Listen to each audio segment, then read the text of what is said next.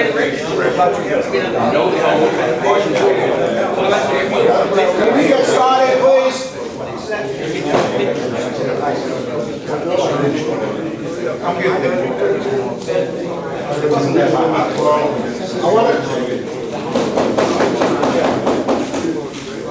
I've been asked to stay in the front, closer to the microphone for better pickup. And when I call each of you up to say a word or two, please come up to the front so that the microphone can pick you up better. I can pass around the microphone, but that tends to end up with static on the DVD.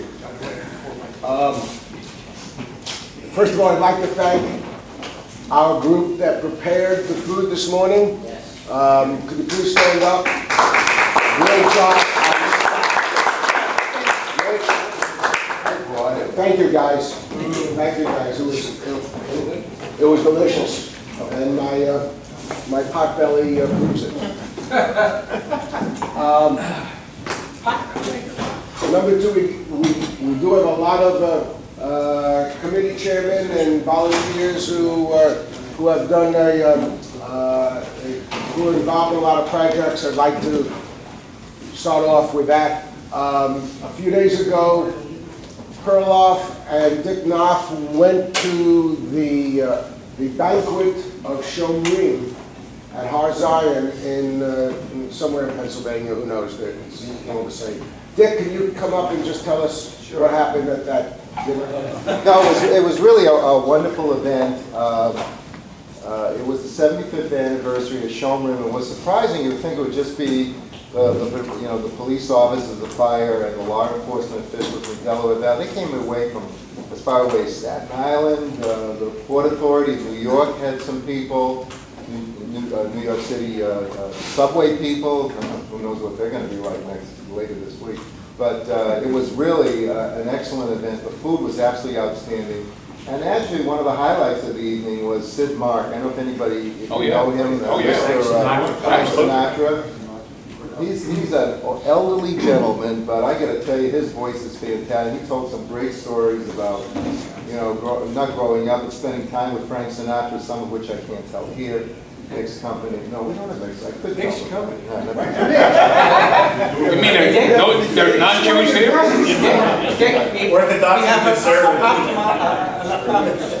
See him after. I wish I could tell him, but I can't remember him. So it was a wonderful event, and I can't say enough about the food was absolutely outstanding. I've never been to Har Zion in Gladwin. It's an incredible temple, obviously well endowed, but a beautiful event it was. And that's it. Okay.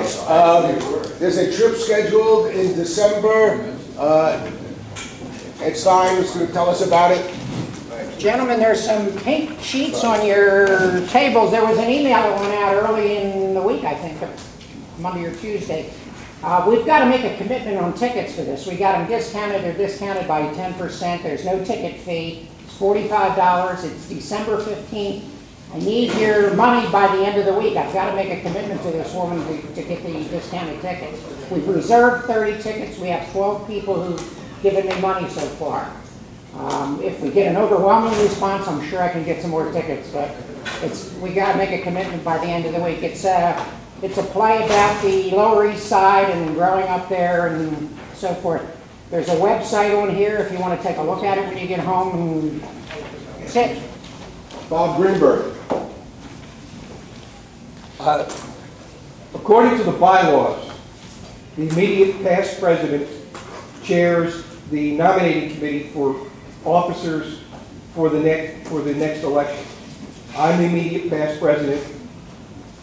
I am the chairman of that committee by fiat. Richie Moskowitz and Randy Accorsi are on the committee, and we will be contacting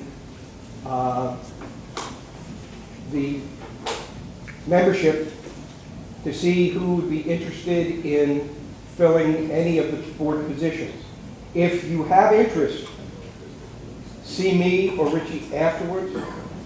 The board positions will come up for 2014? 13 to 15. 13 to 15. Okay? So you will be contacted. We have an up-to-date membership list, and we will be utilizing it. If you have any questions, otherwise, I hope to be talking to you guys in the near future. Thanks, Bob. Just as an editorial, there are 16 positions on our board. Now we have 21 or 22 people here right now.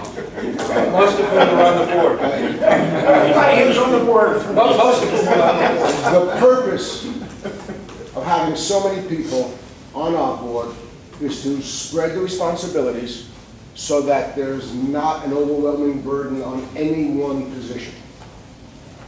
That's number one. Number two, just being on the board is part of the responsibilities that we accept in joining this group. It's just part of being who we are. So I encourage everybody who has not been on our board to please volunteer. All right, it's difficult if it's the same people all the time. So I ask everybody to please volunteer and consider being on the board for 2 years. Okay? Next on the agenda, Ed Silver. Well, as you know, I represent our organization at the JCRC, but I have nothing to report about that. However, you recall we had a speaker a couple months ago from the Yellow Ribbon Club. He brought a United States Marine officer with him, and they discussed the purpose of the Yellow Ribbon Club. As I announced last month, the Yellow Ribbon Club has been disbanded. The person who created it, for whatever reasons, decided to pull out, and she took the copyright with her. The people that were involved in the Yellow Ribbon Club, including our speaker, David Silver, created a new organization. It's now called Operation Yellow Ribbon, and they're now in full force. So they're back to collecting again, and I'll send an email out. If we can start contributing like we've done in the past for the last few months. They need things like Girl Scout cookies, plastic forks, spoons and knives, chapstick, Visine, foot powder, sunscreen, and a variety of things they can use. Hopefully we'll be able to make contributions again. Okay. So we'll be looking for that every time we meet. Thank you. Thank you. And remember, keep bringing your eyeglasses, your personal care products, and your telephones in. All right, they all go to good use. I see there are some here, Dr. Moskowitz, and you can... Give them to the Lions Club, yep. Okay, great. Okay, is there anybody that I have missed? Mr. Wynn? Okay, as you know, at the last meeting, we agreed that we'd buy 10 tickets to one of the events at the Arts, Books, and Cultural Festival. Every table has a brochure, and I really would suggest a lot of you attend because this is a fantastic program we have this year. I think one of them, like the Capitol Steps, is already sold out. There are many other really outstanding events. One of the evenings there is called Men's Night, where we have two speakers particularly aiming at men. The first speaker is Len Berman. We bought 10 tickets, actually Barry Rosenberg bought them, to primarily give to the athletes, but I think you're getting a couple of those tickets, right? Yeah, I bought it. The other one was one that the club here bought as a whole, and that's the second event, which is David Jababout. Now we constantly hear, I've never heard of this person. Well, I've never heard of this person either. This is a guy that's the executive director and the top writer for Jon Stewart. He's also written for Letterman, he's written for Beavis and Butthead, and he's written for a lot of other people. He's also a composer, he's an Emmy Award winner, writing shows on Broadway, and so forth. So, and this evening will also be started off by beer tasting. For those of you that like beer, there'll be beer tasting. So that's clearly for men. Maybe not me, but it's clearly for others. But anyway, we bought 10 tickets at a low price because if you buy 10 or more at any one time, you get a discount from the JCC price. Now, what I mean by that, the price for non-members of JCC, and a lot of you here are not non-members, that attend that is $18. The JCC member that night gets $15. We got 10 tickets at 10% off, which was $13.50. So if you can go, and hopefully you can, we bought the tickets already, so we're already on the hook for the money. Hopefully we can sell these tickets to you at that $13.50 price that cost us. It's on the 14th of November, it's a Wednesday night, and hopefully some of you people, every one of you that might be interested, comes here and buys these tickets. I've sold 2 so far. We have 8 more to left to sell. Thank you, Dave. Which reminds me, we still have our T-shirts in this new Wickaway style fabric. These shirts are going like cold cakes, so they are available. Here's $20 for sure. Okay, we are ready for our special guest. Is there any other committee chairman who want to speak? No? Then our special guest will be introduced by David. I'm David Schwartz, in charge of programming. I'm going to introduce Jeff Green, who was nice enough to schlep up here from Sicklerville, New Jersey. He's involved with the Goodwin Museum here at JCC. He's going to introduce Charles Middleberg, who is a Holocaust survivor, who's here to tell us about some of his experiences. We thank you for coming. He's a member of our group as well. And I wanted to tell you that next month we have Krav Maga, which is a, are you going to talk about it? I arranged for them to come next month to talk about the self-defense program that they have. And I'll let Mike Perloff tell you the rest. Thank you very much. Thanks, David. It's amazing we have this many people since the parking lot was full. It was closed off when I got here. But about our speaker today and the person who's introducing him, I'd like to relate events of the Holocaust with events now, today.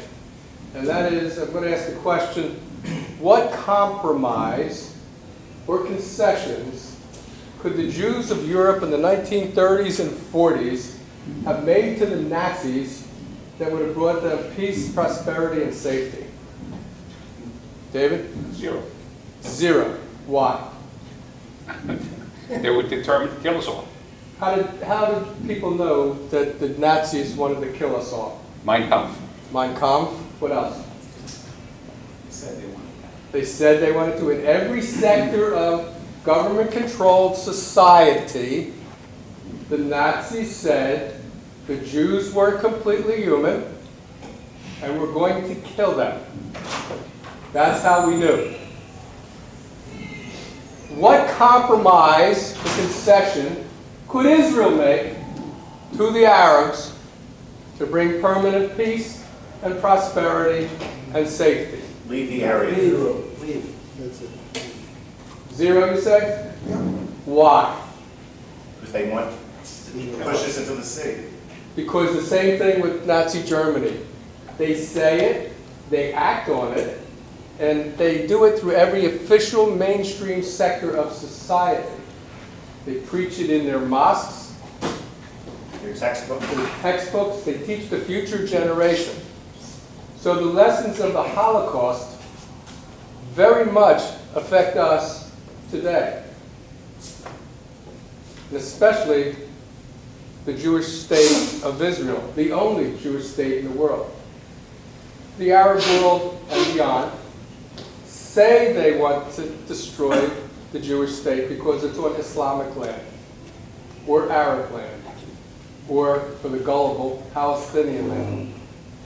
They act on it constantly. And now Iran is getting the means to actually do it with the atomic weapon. So I urge you to listen very carefully to our presenter today, because it is not just history. It's a parallel of what's happening today in how society is becoming more and more prepared emotionally and philosophically. The Jews are not quite like everybody else, and maybe it's okay to get rid of them. We hear today in the press leaders of a country developing nuclear weapons state that Israel is a cancer to be cut out. And leaders of Islamic organizations throughout the world that Jews are to be exterminated, and that it's good that they go to Israel because they no longer have to search all over the world to find them. And I'd like now to introduce Jeff Green, who's going to introduce our speaker, who is a member. Jeff? Thank you. Good morning. Thank you for inviting us this morning. My name is Jeff Green. I'm a docent with the Goodwin Holocaust Museum and Education Center, which is located just off the lobby of the JCC. And I say that because hardly anybody seems to know that. It's amazing that what a well-kept secret that we really are. What I'd like to do this morning, before Charles comes out and speaks with you, if we came, there has to be a commercial. So we have a short program that will tell you just a little bit about the museum.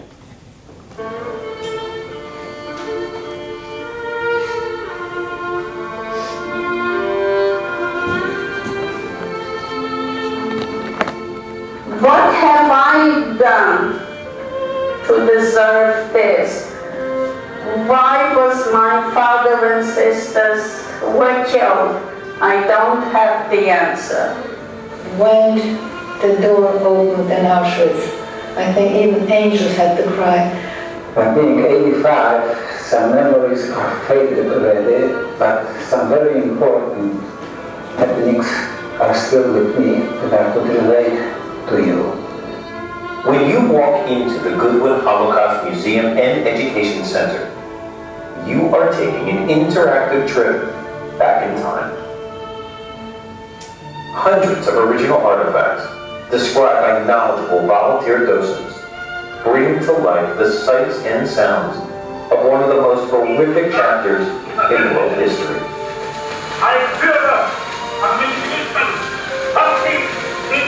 The video screen shares first-person survivor testimonials. The floor features a map showing the location of World War II concentration camps. And the walls are covered with the images and stories of local Holocaust survivors and liberators, many of whom have come back to share their stories with young students and educators. Do you see up here? This is my father. This is my mother, may she rest in peace. And this is me. When I was about like this little girl here. And in the process, we have documented their testimonials so that their stories, their voices, their message will continue to teach many generations to come. Because by killing the men, they would render the women and children pretty helpless. We had to live in very narrow space, in total darkness, and in total silence. Because the slightest noise could give you away. All the soldiers that weren't Jewish did everything they could to help these people. My father, my younger brother, and me survived. I didn't talk about it for years. The fact is that the museum itself is only the beginning of what the Goodwin Holocaust Museum and Education Center is all about. Its programs are creative, innovative, and have inspired many students and educators to share the mission of recognizing and stopping bullying, bigotry, and hatred. Look into the eyes of young children listening to survivor Ellen Lippman share her story. And you begin to understand the impact of this moment, the emotion of this moment, and most important, the potential of this moment. People can tell you things from records that they found, but they don't really know behind the weapons, but Ellen did. You can feel it as thousands of students watch Dear Esther, a play inspired by Esther Love, a local Holocaust survivor. Kids, we still get letters from the shows we do now. We look at them, my mother, I give them all to my mother. There are letters that really touch us and say, it makes a difference. Dear Esther, did you ever regret being a Jewish person? You are a role model and will stay in people's hearts forever. As an educator of 42 years, I must say that the entire Holocaust Education Center has been one of the most outstanding and effective aids to me in teaching. God bless you, Sister Irene T. Kervick. You can see it in the eyes of survivors who were asked to graduate with local high school classes, since wartime atrocities made it impossible for them to graduate school at the time. Our mission lives in the work of Dr. Jerry Ehrlich, who donated his time to help the children in Darfur and shares his stories with students visiting the Education Center. Many of the children, when I'm finished and we have a question and answer, ask, what can we really do to help? State-of-the-art technology allows classrooms from across New Jersey and around the country to teach, learn, and share their experiences via teleconferences organized by the Goodwin Holocaust Museum and Education Center. And in one of our most innovative programs, students adopt a survivor. They get to know them, learn their stories, and then pledge that in the year 2045, they will travel to our nation's capital and give a voice for the survivors who can no longer speak for themselves, sharing their stories in honor of the 100th anniversary of the liberation of the concentration camps.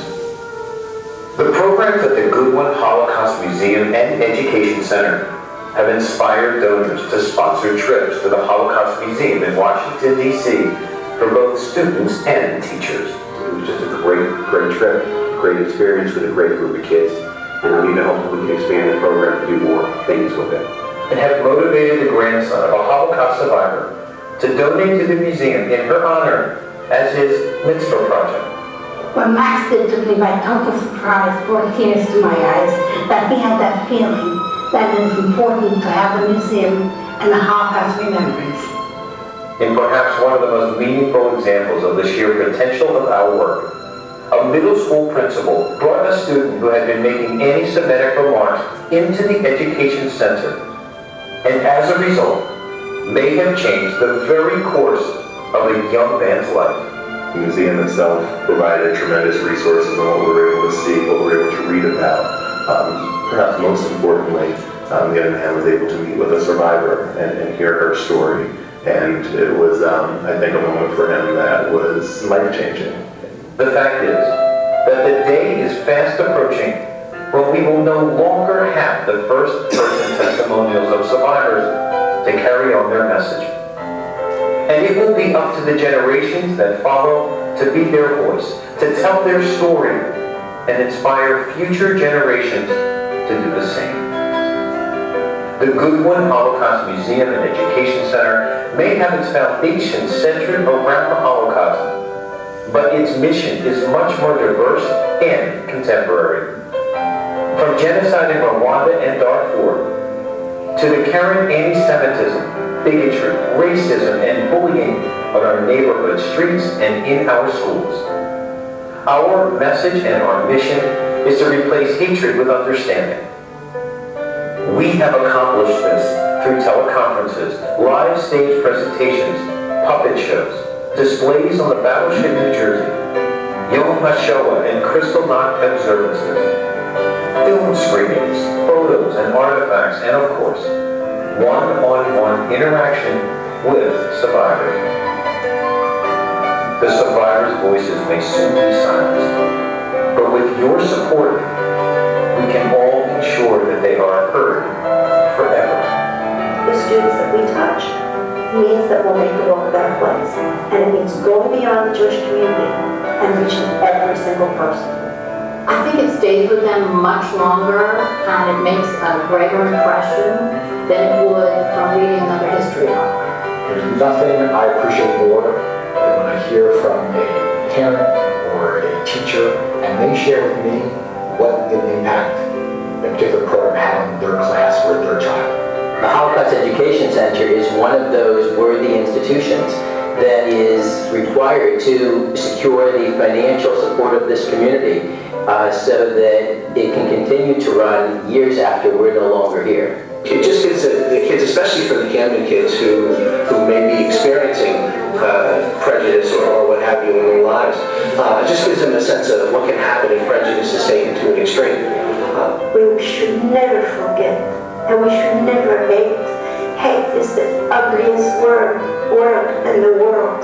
I still feel that I have a message for the young people today, telling them that we are never, ever to forget the message of the Holocaust, of what anti-Semitism, what hate, and what bigotry can do to people.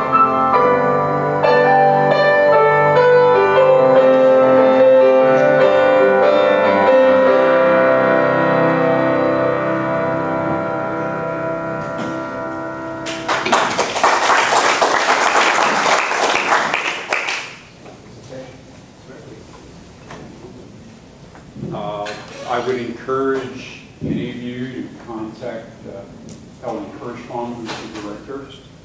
We do tours with one person. I've spent over 3 hours in that small room with 1 or 2 people who want individual tours, and we'd be more than happy to do that for you or any of your friends or grandchildren or whatever.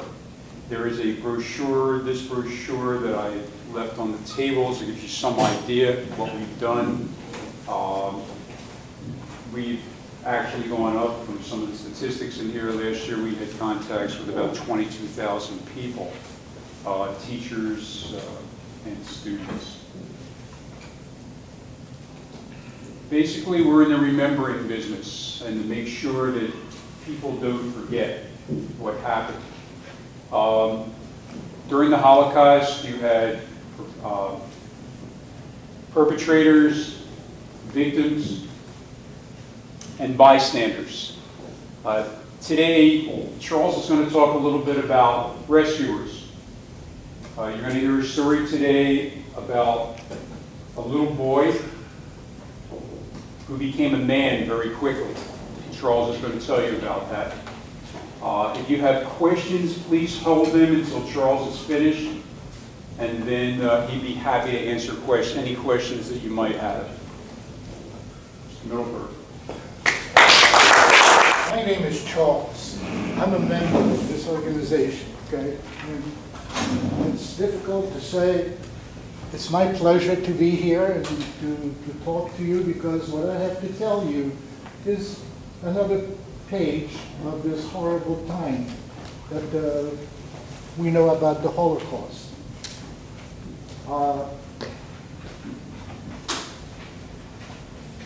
I lived with my mom, my dad, and a younger brother in Paris, France, when World War II broke out in France.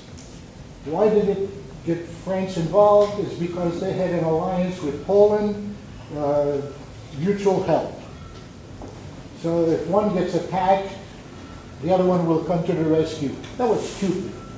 France is at the far west end of Europe, if you look at the map, and Poland is the far east end of Europe, and Germany right in the middle.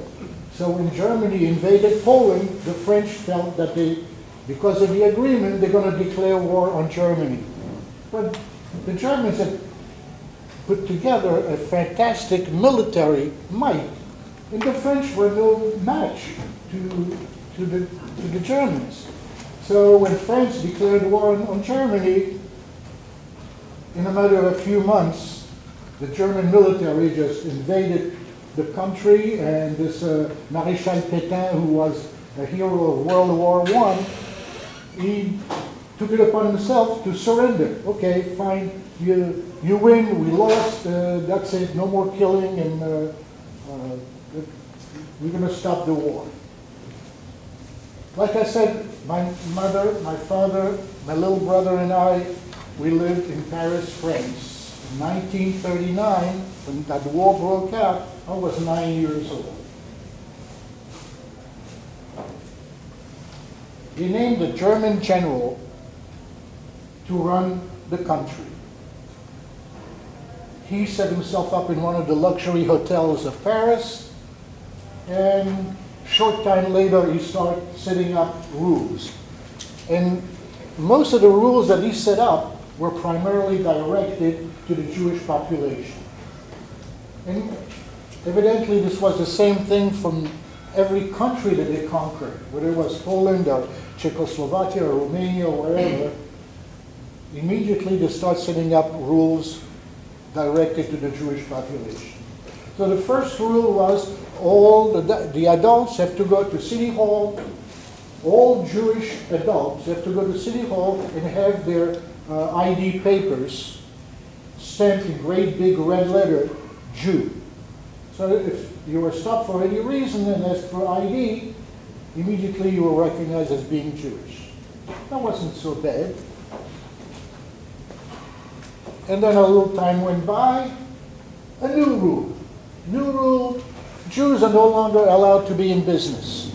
If you have a business, sell it, get rid of it, do whatever you want to. You have a certain amount of time. You're not going to do it, it's going to be confiscated anyway. Little time goes by, next rule. Jews are no longer allowed to travel.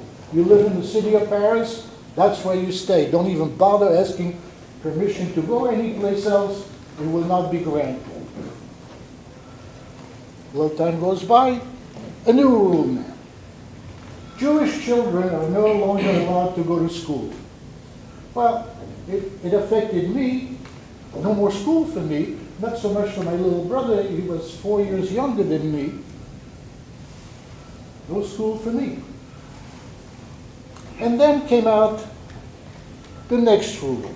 The next rule, all Jewish men, women, and children must wear that yellow six-pointed star, and inside, within the star, in big letters, it should say Jew. Now, you couldn't just pin it on, it had to be sewn on to your outside garments, so that you just couldn't, take it off very quickly. One of the problems with that yellow star is that food became very scarce. All of a sudden you would hear that there was a shipment of milk that came to the local grocery store. So everybody would rush to the grocery store to get some milk. Well, with the yellow star, you went to the back of the line. And what happened most of the time was that by the time it came your turn, all the milk was gone. And then the same thing happened at the bakery, at the butcher. You had tickets. You had to get tickets from the city hall to buy food. Money didn't mean anything. It was rationed so strictly. Life became very, very difficult for Jewish people to live there. Now we're in May of 1941. My dad gets a summons in the mail, and the summons reads, "You are to present yourself on such and such day, such and such time, in front of City Hall. Bring a change of clothes. You will be working for the German military. And if you don't show up, and we have to go get you, the punishment will be very severe." This is the first time we heard about severe punishment. My dad didn't want to take any chances, packed up a little suitcase on the day he said, went to City Hall. Turned out that 9,000 Jewish men had been summoned at the same time on that day. They took all 9,000 men, put them in buses, and they bussed them about 120 miles south of the city of Paris into a camp. Now my mom, once a month, would get a green postcard. And that postcard allowed her to take the train. Remember, no Jews are allowed to travel, but with that postcard, she could take the train to go see my father. Bring a change of clothes, bring food. And the first time we went there, my mom said to my father, "You're a watchmaker. What the hell kind of work do you do for the German military?" And he said, "We don't do any work. I don't know what we're doing here.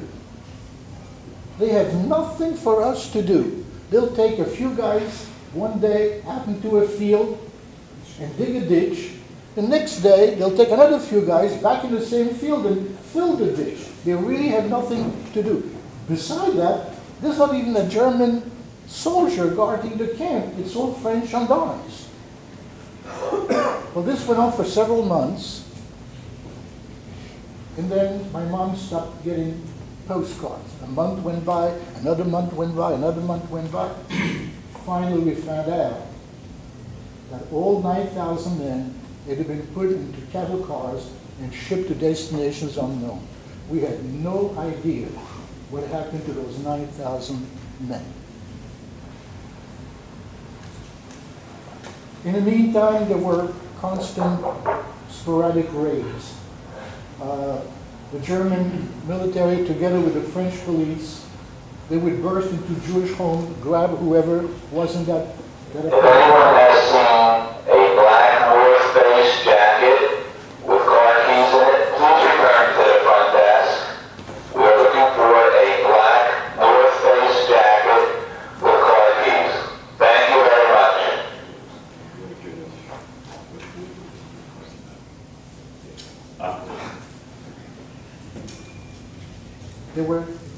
They were picking up Jewish families, at random. In July of 1942, my mom heard a very strong rumor. It was always rumors, okay, but this time she heard, it sounded like this rumor was really on the level, that there was going to be one night, there's going to be a massive raid, and they were going to pick up as many Jewish people throughout the city of Paris. What they were going to do with the people, nobody knew. Now, let me put the setting. People in Paris live like in New York. They live in apartments, and apartment buildings, not like we live here in private homes. And the building we lived in was a...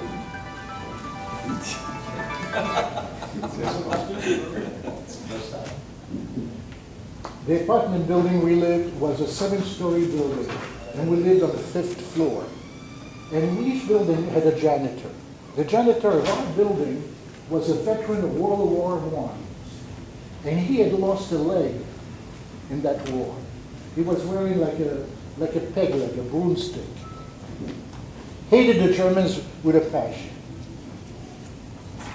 My mom didn't know what to do, so she went to see him and said, "I've heard that it was going to be one of those massive raids. Just going to leave it here open so there's going to be a massive raid one of these nights, and I don't know what to do about it."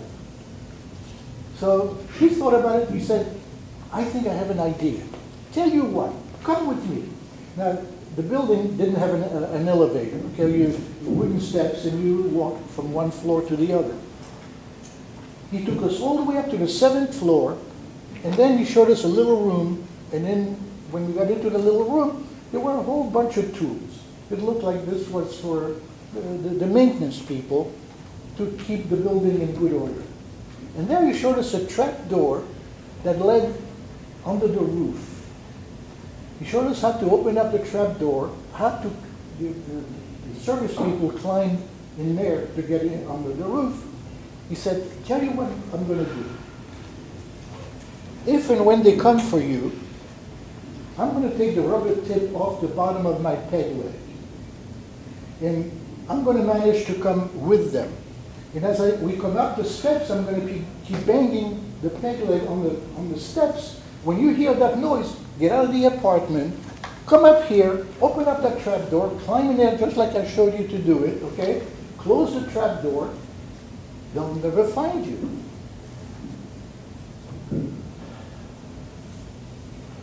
Lo and behold, July 12th was the day that there was a massive raid throughout the city of Paris. and mostly was with the French police, not so much with the German soldiers, but with the French police. And we heard the banging in the steps. We went out of the apartment, up to the top, top floor, did exactly what the janitor showed us to do. We climbed in there, closed the trap door, and we just laid there. We lay down till about noontime. And it was July, it was hot. Around noontime, my mom whispers to me, she says, "We can't stay here forever. Okay? Tell you what, I'm going to give you some money. You go down and go get a baguette, a bread." I said, "Mom, you're kidding? I'm scared to death. Why are you sending me?" She says, "I don't think that they're going to bother a little boy." By then, I'm 12 years old. I don't think they're going to bother a little boy by himself. Well, I took the money. I got out of the hiding place.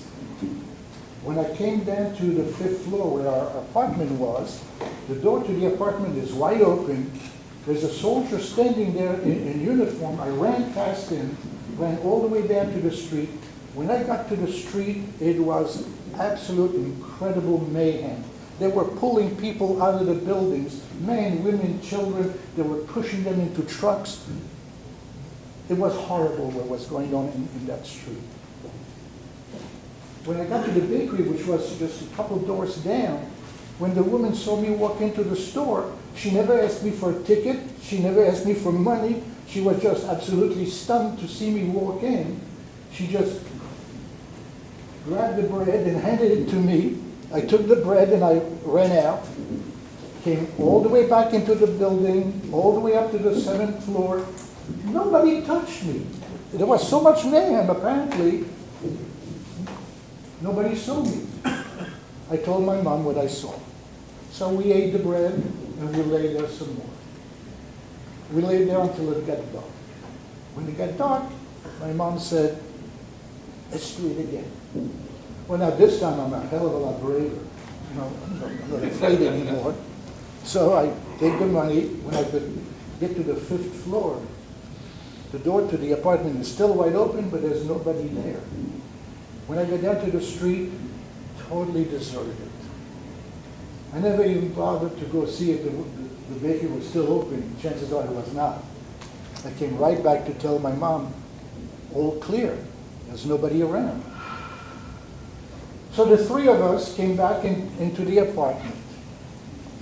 My mom was the smartest, most resourceful person that I ever met in my life. She knew there was going to be a time like that. Now you understand, my father was a watchmaker. He was the breadwinner. She didn't work outside the home, and she had to find ways to make some money while my dad was taken away. But she put together a trunk, and in the trunk put whatever was she felt most valuable. We all have the thing. Let's assume there's a fire. What do you want to save? Okay. So she had put in that trunk her best comforter, the best table linen, the napkins, silverware, jewelry, pictures, portraits. She had filled up the trunk. And we knew where there were some storage areas on the ground floor. We dragged the trunk all the way down to the ground floor. And when we got to the street level, there was the janitor. And he showed us one particular spot. He says, "Mrs. Middleberg, you put your trunk in here. You'll see, we're going to beat those Germans just like we did in World War I. And when we're going to chase them out of our country, you come back and your stuff will be right here." Now there was a few days, and I can't tell you how many days that was. Going back into the apartment was out of the question. We knew they're going to come back.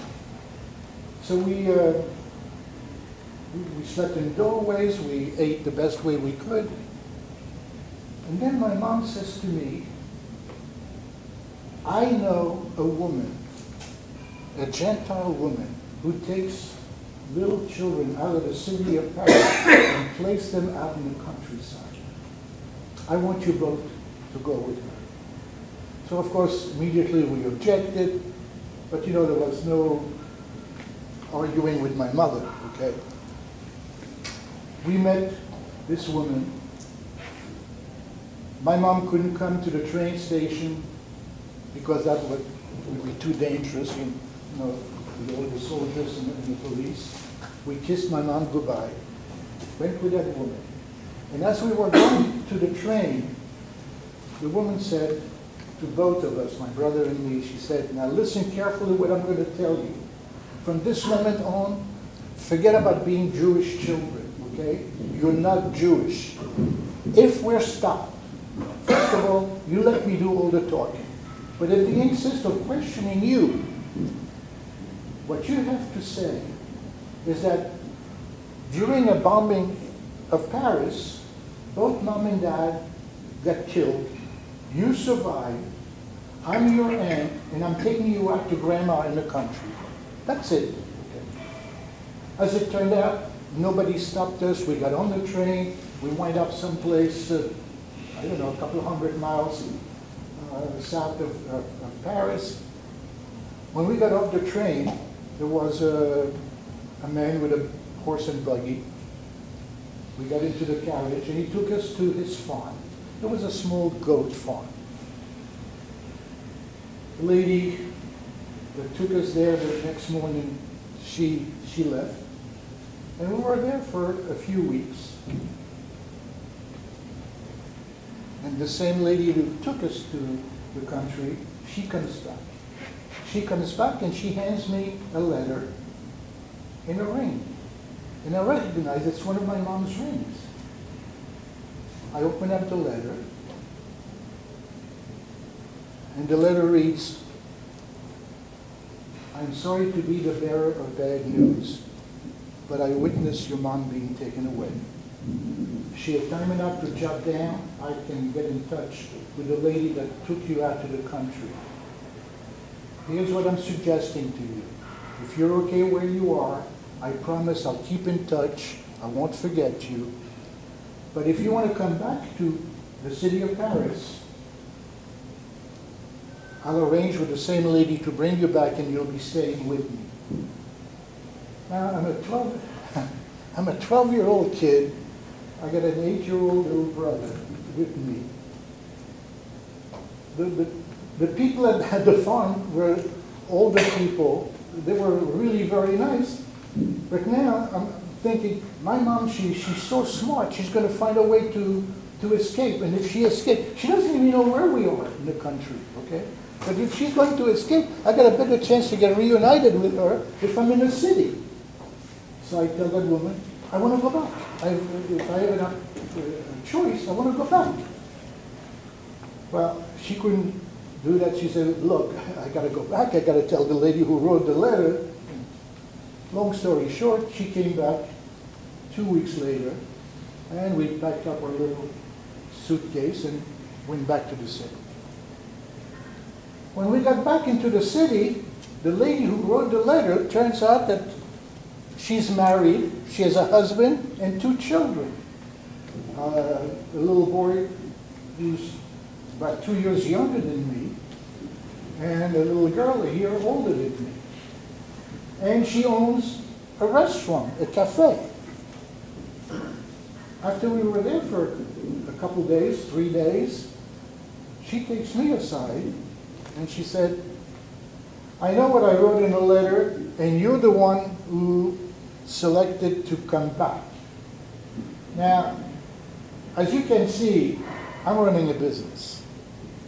Number one, I don't think I have time for you guys, okay? From now on, your little brother, it's your responsibility. You make sure he gets washed, make sure he gets dressed, make sure he gets fed. You take care of your little brother. Now, I know the principal of the elementary school. I'm not going to have any problem getting your little brother into the elementary school. But you're ready now to go to middle school.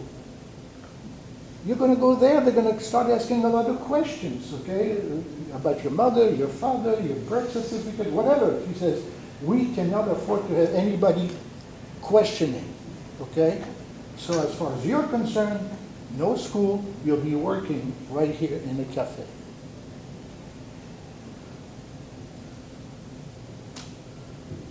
I remember that the very first thought that came to my head is, I got to take care of my little brother from now on. Who the hell is going to take care of me? Didn't matter.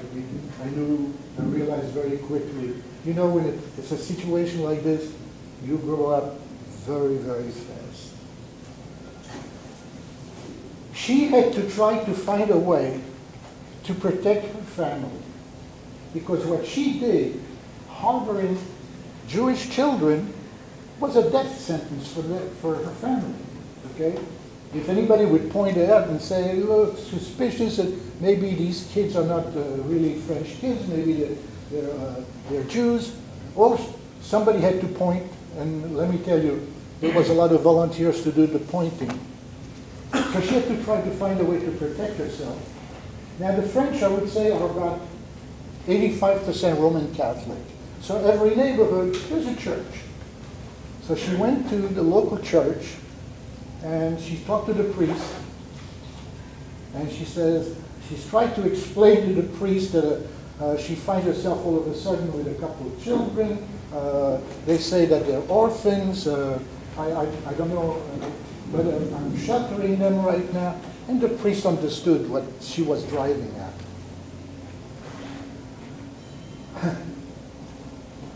He said, tell you what, bring the kids to the church. So she did. Both my brother and me, we went to the church. When we got there, he baptized us, changed the baptismal date, okay? And then he takes me aside and he says, now you know, you're a little Catholic boy now. That's all you have to think about, is that you're a Catholic boy. Number one, you're going to go for catechism. You're going to have Holy Communion. I want you in this church, both of you, every Sunday morning without fail, okay? I want you to be the best little Catholic boys in the whole parish. If anybody ever questions you, well, you tell them the story about mom and dad died and you're orphans. That's it. Then people will be happy, will be satisfied by just this kind of explanation. But if you come every Sunday morning, everybody will wind up believing that you're really Catholic boys, okay? Well, guess what? I went to catechism, I had Holy Communion, I was an altar boy, I served Mass. We were two really religious Catholic boys. We lived that way until the Allied armies liberated the city of Paris. That was in May of 1944.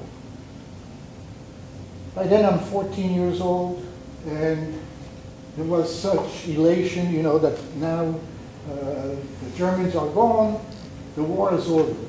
Not true. The war didn't end when the city of Paris was liberated. The Germans kept on fighting. It took almost a year before they finally surrendered. But in the meantime, as they liberated the city of Paris, for me, it's the end of the war. Now my mom is coming back, my father's coming back, you know, we're going to get reunited. But you know, between May of 1944 until a year later, little by little, I start losing faith that I will ever see them again. Nobody came back. My dad was one of the miracles of this time. In August of 1945, my brother and I were reunited with my dad. My dad survived 3.5 years of Auschwitz.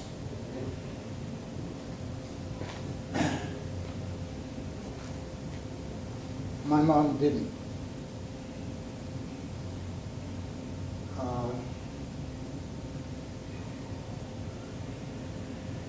we did, my father was totally distraught. You know, he wanted to know what happened to my mother. We researched it, we tried to find out what did really happen, and it was almost impossible. There were the Red Cross and the HIAS and all kind of American organizations that we tried to find. One thought was that a lot of the people that were in the concentration camp, because of malnourishment and illness and everything else, when they finally got liberated, they were totally disoriented. You couldn't even remember where they came from. They were so sick. So they wound up in the DP camps, displaced person camps, that was set up mostly by American authorities, until they would get their health back and then try to find out where they came from and then send them back to their countries. This man, as you can see, I've been using this book now because I don't know if you saw from the clip at one time, you can see me, that's quite a number of years ago. Since then I aged, now I have a goatee I didn't have then. You also, my wife is done it. This man made the research principally for 76,000 Jews that were taken out of the city of Paris and never came back. Where did he get this information? From the Nazis' records. They kept incredible records, as if they were very proud of what they were doing, okay? And this is how we finally, after so much research, we found out what happened to my mom.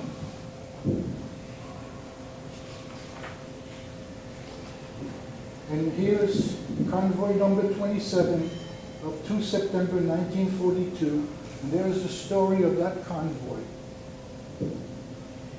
The people that managed to survive the trip from France to Birkenau never made it to the camp. As soon as they got to the camp, they went directly into the gas chamber. And here, alphabetically, is my mom listed. That's how we got some closure as to what happened to my mom.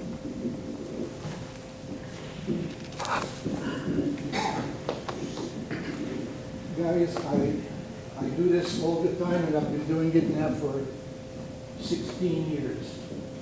I belong to the Goodwin Holocaust Museum and Education Center. I go to public schools, private schools, churches, colleges, and I tell my story. I never was in a concentration camp. But my brother and I, our lives were changed forever. When we were kids, I think I find this obligation to talk about what happened because there are people who say it never happened. I want to be sure that the kids and the adults know it happened. I'm a witness. I'm not just a survivor. I am a witness. Actually, if you go to Israel, there was no survivors in Israel. There were witnesses, but no survivors. Because okay, you're in a car crash. Okay, you survived a car crash. But this is different. We are actually witnesses of what actually took place in this horrible time. And because of that, I feel the obligation that as long as I can stand up and I can talk, I will tell my story. And the Goodwin Holocaust Museum and Education Center, we are a group of about 22 witnesses, and we do go to all the various organizations and schools and everything else and do talk about our experiences. I'll gladly answer whatever questions you may have. Yes. Did you ever tell your stories to the Spielberg Foundation and collect stories, use to collect It is survivors? it is part of the Spielberg, that record that Spielberg set up, yes. Yes. I don't know exactly where you would find it, because it is a huge book that he already composed with that. There was a movie about the French police and the raffle. Now, you know what? That's the day that they came for us. That is exactly the day, that 16th of July. It's a movie, okay? It's not real. But they pick the reality, because when they show how the people were put into that stadium, okay, without water, without food and everything else, okay? My mother, my brother and I, we never were in that stadium, okay? But that's the night that there was this major raid in the city of Paris. Yes. After the war, what happened? Where did you go? How did you get to this country? How did everything go after the war? After the war, like I mentioned, I got reunited with my father, okay? My brother, my father, and I, we got reunited. What happened is that the Grand Rabbi of Paris and the Archbishop of Paris, okay, the Catholic Archbishop, who, incidentally, he was born a Jew. The two men got together and issued a joint proclamation. And they said, you converted to Catholicism to save your life. You're Catholics, okay? However, if you want to go back to Judaism, you don't have to reconvert again. We'll just take the records and just wipe them out as if nothing happened. Just go back to your local temple, your local synagogue, and that's it, okay? You're back to Judaism, okay? So, of course, my father, my brother, and me, we decided to go back to our local temple in Paris. It took 5 years that my father applied to come to the United States, but we had to wait our turn because there were hundreds and hundreds of thousands of people who wanted to come to the United States. So it set up a monthly quota of how many people will be allowed to come, okay? And we waited almost 5 years, and I came to the United States in March of 1950. Yes. Recently, I think in the last couple of years, the French government has made apologies. What motivated those apologies recently? The apology? The president, in other words, what factors would cause the French president in the last year or so to make that apology? Okay, two things happened, okay? One is there seemed to be a bit of there was some resurgence of anti-Semitism. And the government actually, I forget which one was the president, okay, that they actually issued laws. They went to the Chamber of Deputies in Paris and issued laws against prejudice, okay, that if you are going to say something anti-Semitic, you're subject to go to jail. Okay, so they start putting out laws like that, okay? Secondly,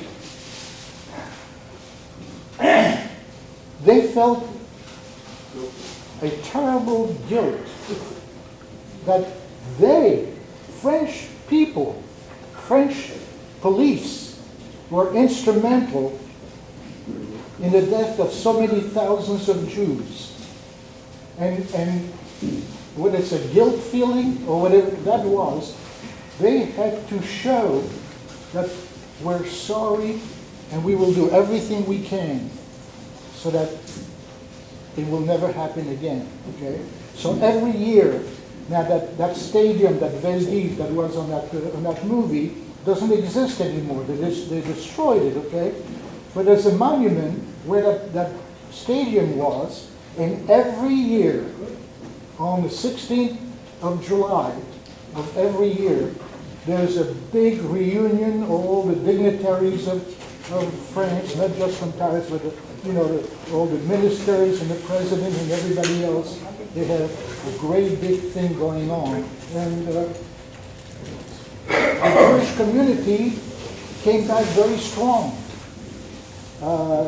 If something starts, like it happened in one of the towns in Toulouse, they burned a synagogue, okay? Well, the Jewish community in force was out into the streets, demonstrating, going and saying, this cannot happen here ever again. We won't let it happen, okay? So the French, because of guilt and because they feel that they owe the Jewish population, although now the Jewish population is about 0.5% of the total population. There's about 300,000 Jews out of 60 million people in France. Charles, I'm very moved. I thank you very much for the show. God bless you. We have a certificate thanking you, and of course, your next year's membership here is now free on us. But what you have shared with us is so much more important. And thank you. Thank you very much. I'm pleased to let everybody know that this organization, the South Jersey Men's Club, was the first organization to become lifetime members of the Holocaust Education Center, which we committed to many years ago when it was first formed. But we are lifetime members, and I hope many of you and me will take these pamphlets and join on a personal basis, because it's well worth it. Jerry, thank you very much. Thank you. Thank you.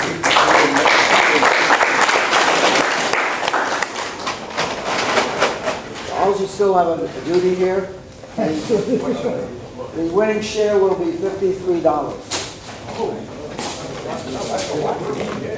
This one? All right, the last three digits are 910. That's me. Pull another one. No, it's me. No, you're lucky. Nah, that's really? Fake. Take it for sale. Now you can shake his hands, really. Jeff, when I donate this to the Holocaust Education Center?